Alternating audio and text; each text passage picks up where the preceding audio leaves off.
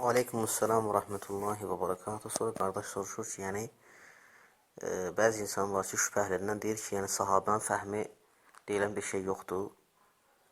Həqiqətən belə insan deyən, bunu deyən insan cahildir. Həqiqətən çox cahildir bunu deyən insan. Əgər sahabə fəhmi yoxdursa, onda gəl sən edən 2 dənə ayə deyim, görüm anlaya biləcəksən sahabənin fəhminə baxmadan. Və yaxud 2 dənə hədis deyim, görüm anlaya bilərsən sən o sahabənin fəhminə baxmadan. Onu deyən insan cahildir. Həqiqətən də cahildir. Yəni bilmir, nə kitabdan xəbəri var, nə sünnədən xəbəri var. Sahabə bu ümmətin ən əfsəl insanlarıdır, sahabələr. Peyğəmbər sallallahu əleyhi və səlləmin sahabələri bu ümmətin ən əfzəlidir. Allah onlardan razı qaldığını bildirir Qurani-Kərimdə. Niyə razı qaldı Allah onlardan? Səbəbi nə idi ki, razı qaldı? Çünki Allah Subhanahu razı qaldığı əməllər elədilər. Çünki onlar Peyğəmbər s.ə.v-in sadiq dostları idilər. Peyğəmbər s.ə.v yardım edərək bu dini yaydılar, bizə çatdırdılar bizə. Ona görə sahabə fəhmi deyirik biz. Sahabələr bu ümmətin Peyğəmbər s.ə.v-in sonra ən əfsəl şəxsiyyətləridir.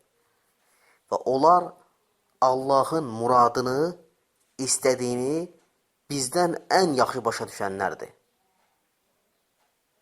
Aydındırmı? Həmçinin onlar bizdən ən həris Quran və sünnətə yapışan insanlar olurlar. Ona görə sən dində onlardan fəqih ola bilməzsən. Ey cahil insan. Sən dində onlardan fəqih ola bilməzsən sahabələrdən. Sahabələr bu ümmətin fəqihləridir. Bu ümmətin alimləridir onlar. Sən necə deyirsən ki, sahabə fəhmi deyilən bir şey yoxdur.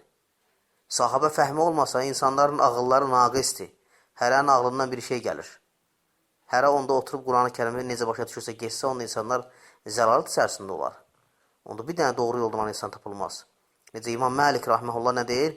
Bu ümmətin axırıncıları əvvəlinciləri qayıtmayınca necət tapmazlar.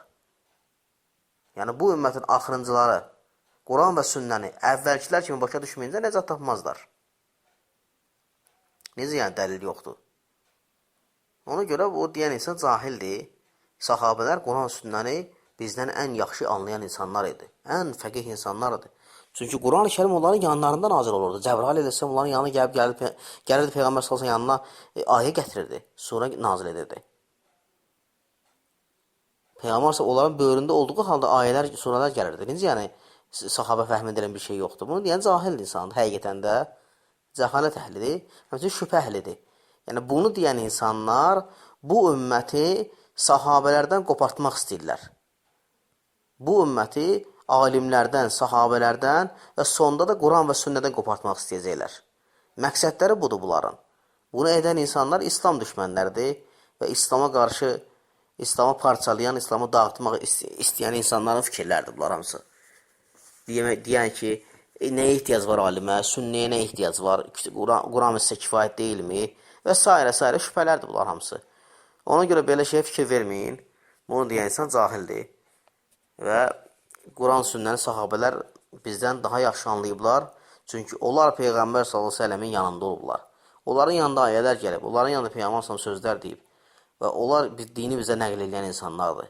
Dini biz onlardan götürmüşük. Onlar bizə nəql edib bu dini. Ona görə onlar başa düşməz. Bu məntiqlə də belə, həqiqətən də onun dediyi söz çox cahil bir kəlmədir. Məntiqlə də belə. Yəni bu, o insanlar, sahabələr, din onların yanında nazil olub, onların yanında gəlib.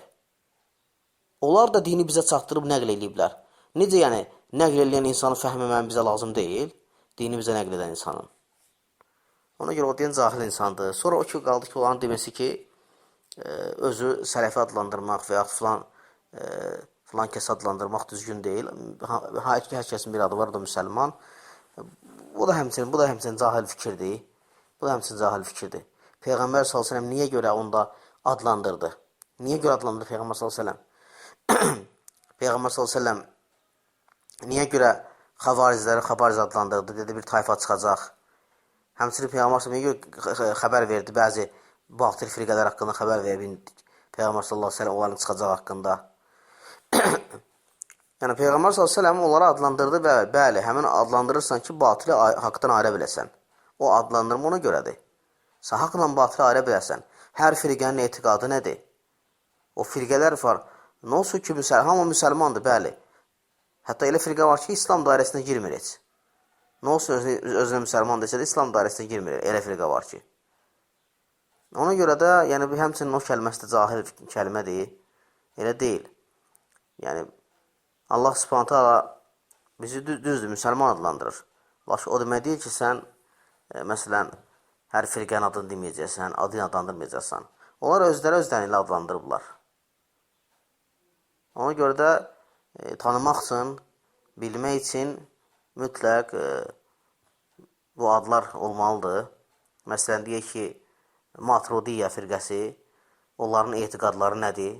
Onların etiqadlarında o xətalar nədir? Və yaxud Əşəriyyə firqəsi, Cəhmiyyə firqəsi, Mü'təzilə, Murciyə, Xavaric və digər batıl firqələr. Ona görə biz sələfi deyirik ki, yəni biz sələf-i salihə tabi olmuşuq. Quran və sünnəni sələfin fəhmi ilə tabi olaraq sələfin fəhmi ilə gedək. Bu əhl-i sünnə vəl cəma adlarından biridir. Əhl-i sünnə vəl cəma, əhl-i hədis, əhl-i əsər deyirlər. Aydındır mı? Ona görə də problem yoxdur burada. Yəni onu deyən insan da həmçinin cahildir. Allah bir daha doğrusun.